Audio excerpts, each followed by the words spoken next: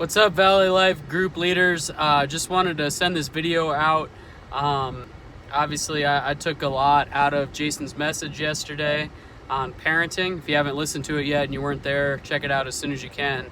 But obviously, this series is going to be tricky with community groups because we're talking about just different aspects of life. This week, obviously, with parenting, we need to face the reality that not everybody has kids.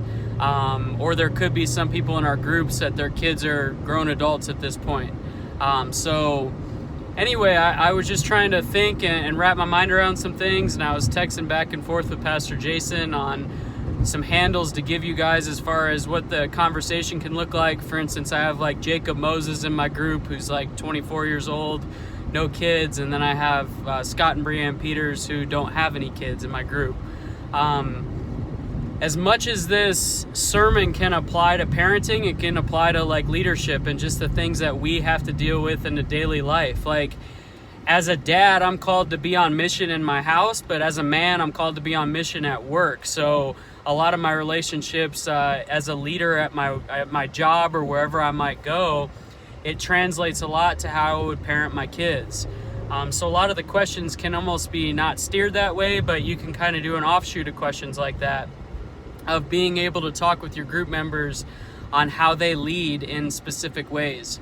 Another thing that stood out to me was when Jason was talking about how there has to be times where if you discipline your kids based on your emotion and not expectations, you have to be humble and willing enough to sit down with your kid at the foot of their bed and repent and just say, I'm sorry, this is what I did wrong.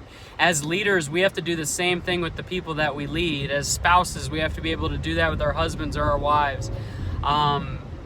So when is the last time we've actually done that? How aware are we of sin in our lives to where like we actually repent of that when it's needed? So it just doesn't have to be a conversation on parenting where there's people in your group who are exiled out of it because they aren't parents, but instead it can be totally steered to do many different things. So hopefully your guys' groups go well this week. I'll be praying for you guys. If you need anything, let me know. And I hope that was helpful. Thanks.